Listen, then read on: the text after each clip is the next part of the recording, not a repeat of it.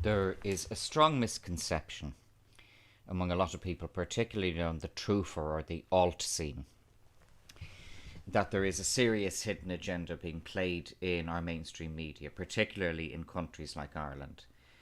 And that is assuming that the people or other beings involved in mainstream media and the Irish mainstream are that competent. And it's contradicted by the fact that when one observes the conduct of the Irish mainstream, the civil servants, the politicians, and all the rest of it, what becomes very, very clear is that these people are utterly incompetent. Somebody messaging me there. And it is redolent of what Sherlock Holmes said: never put down to malice what can first be put to incompetence. In 2017, Leo Varadkar became Taoiseach of Ireland. For those who don't know the term, it means Prime Minister. Varadkar got the post through a vote within his own parliamentary party. He did not run for election. He didn't win the mandate of Taoiseach by commanding a majority in the House. He's never commanded a majority in the House. But what happened after Varadkar became Taoiseach was that the camp split in two. The mainstream have been wanking themselves blind and dry over Varadkar ever since, where those, including myself, with any degree of sensitivity to the type of individual that Varadkar is, immediately saw through the empty grin and saw that, for example, the only thing that was consistent about Varadkar was the consistent vilification of poor people and people on benefits and working class people. Nothing about Varadkar's tenure as Taoiseach has been in any way consistent. The story changes literally mid-sentence. Lies are told about people.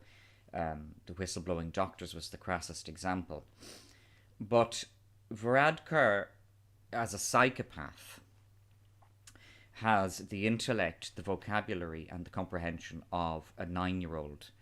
Having been a teacher myself, I did subbing in some primary schools. I trained as a high school or secondary teacher.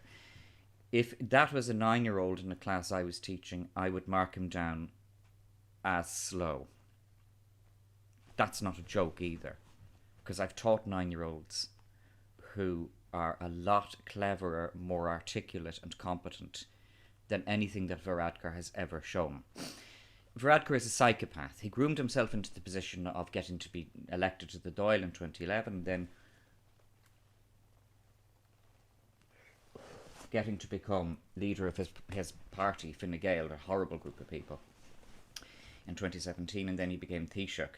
And the biggest victim of this psychopath is actually Micheál Martin, who is not a psychopath. And Micheál Martin is a human being in many regards, but lacks any courage, lacks any resolve whatsoever. And if Martin had had any sense when Varadkar became Taoiseach, he would have pulled the plug on Varadkar immediately and gone for a general election. An awful lot of people who weren't being represented by the woke mainstream media, particularly in RTE and the Irish Times, saw the very, very repulsive being behind the silly, empty grin of Varadkar, and found Varadkar's remarks about poor people and welfare recipients and all this kind of thing to be offensive from the start. But what really was so shocking after Varadkar became Taoiseach was the way that the mainstream media closed ranks behind Varadkar immediately and consistently, and ignored all of his crass behaviour, all of his behaviour that seriously would imply a certain level of autism. Catherine Noone actually was right with that one. She should have stood her ground and owned it rather than backing down, but Catherine Noone isn't much better herself. And what became so clear was that there really seemed to be a collective agenda with particularly the Irish Times and RTE to conspire with Varadkar to hide all of the glaring inadequacies of personality and sociopathy that were so apparent to anybody else. Ireland's mainstream media was never like that before. Those of us who can remember the Irish Times in the old days, and even to a certain extent RTE, remember that they were fearless. most of the time. We remember Gay Byrne on The Late Late Show, and The Late Late Show, 99% of The Late Late Show in the Gay Byrne days was dog shit. It was very, very shoddy. It was very boring. But there were some magical moments, and these mainly arose from Gay Byrne's absolute insistence as the producer of The Late Late Show on setting his own agenda. When Pat Kenny took over The Late Late Show and then Ryan Tubridy, I mean, Ryan Tubridy is absolutely useless. Ryan Tubridy, along with Doran Garrahy, is the epitome of everything wrong and mediocre and fifth-rate about RTE. When they took over The Late Late Show, they were not the producers. Gay was the producer of The Late Late Show, and he was the producer of his own radio show. So it gave Gay the latitude with which he could set his own agenda. And The Late Late Show, for all of its shoddiness and corniness and crappiness, and Gay's own kind of bourgeois limitations as a TV presenter and producer, what defined Gay was his courage and his refusal to let anybody else set the agenda of either his radio show or of The Late Late Show. And this is why people still respect Gay Byrne, and why he still deserves, posthumously, why he still deserves respect. That was an old school RTE, the same RTE that did 7 brilliant Eurovision Song Contests. Absolutely, they knocked the Eurovision out of the park, RTE did. Nobody did Eurovision as well and as competently as RTE. And they did it with courage. They did big shows, RTE did. Before people were doing big Eurovisions, RTE did big Eurovisions. But now we have a mainstream media, the Irish Times and RTE primarily, who simply refuse to criticise Varadkar. And this registered with those of us out on the outside at the start of Varadkar's tenure. But what we're seeing now is that Varadkar is no longer Taoiseach, he's Taoiseach, which is Deputy Prime Minister, and he is continually and consistently undermining the nominal Taoiseach, Micheál Martin. And this is Micheál Martin's fault. And this ties into a bigger thing. That in society, it's a Jungian thing, I suppose, but in society, people don't necessarily get what they want, but more often they get what they need. And what Irish people should be witnessing now, and we're seeing it with the mask bullying and that agenda, which was so eloquently called out by the brilliant John Waters, particularly last Saturday in Knock. What we're seeing with the mask agenda now is that these people who are making the decisions are not our friends, and do not have our better interests at heart.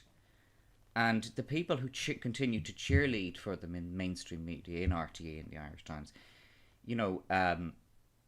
they're not our friends either. And Varadkar will always be Varadkar, but we are to blame, or the society, I'm not to blame, but the society of Ireland is to blame for tolerating this, for being complacent about an uncritical mainstream media, for being complacent about voting for politicians like Varadkar, like Harris, like Murphy, like Donoghue, like Alan Farrell, voting for these gowls. And this became clear after the 8th of February this year, when we had a general election in Ireland, and when I predicted that Fine Gael would return with 5 seats, and they actually returned with 35 seats, and they returned with their main front line still intact. Okay, Varadkar was the first Taoiseach not to top the poll in his constituency, and he was the first Taoiseach not to be elected on the first count. Neither was Micheál Martin. He was the first leader of Fianna Fáil not to top the poll or be elected on the first count. But as soon as Varadkar got elected, RTE and the Irish Times are making it out as if he'd won a landslide. And they do this as much by omission, by what they actually, as opposed to what they will actually say.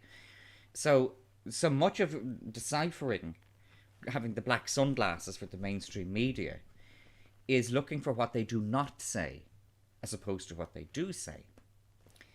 But Ireland is going through a process at the moment that a lot of people in this country needed. Those of us who are on the outside didn't need it. We'd been through it. We've had our black sunglasses and red pills a long time ago. But as the middle class is seeing everything stolen from it, civil liberties, which they probably don't deserve anyway, people who would willingly wear a mask in a supermarket don't deserve human rights. They don't deserve. I got that picture after the 8th of February this year. Totally changed my outlook. I first decided that I would never run for electoral office ever under any. I would never run for any election ever in my life. Will I run for any election? But secondly, what I deduced after the 8th of February this year was that the Irish people who voted for Fine Gael and who support this mainstream media deserve everything they get. They had their chance on the 8th of February, they blew it. They also blew it with Sinn Féin, because Sinn Féin are woke globalists. They're not on the side of the people of this country. Just look how they've responded to Roderick O'Gorman. The whole Roderick O'Gorman thing is an open goal. That is an open goal for anybody in opposition, yet they're not in any way embracing. One must ask why with Sinn Féin, but one doesn't have to ask why too long with Sinn Féin, really, and that kind of thing. But the Irish people are, those who voted for Fine Gael, are getting everything that they deserve. They are getting out. Those who supported Varadkar, those ordinary people, mainly in Ranelagh and Malahide and Clontarf and Montagnat and Cork, those kind of places. I know, I didn't know Cork had posh places. I know, it's a surprise. But I wouldn't call Montagnat posh, you know, they just can't afford property in Dublin. But anyway, they are getting what they deserve. All of their security has been stolen from them with the lockdown. Private commerce in this country is under an onslaught, particularly the hotel and hospitality industry, under an onslaught. But they voted for Fine Gael. So they voted for this, and they're getting everything they deserve.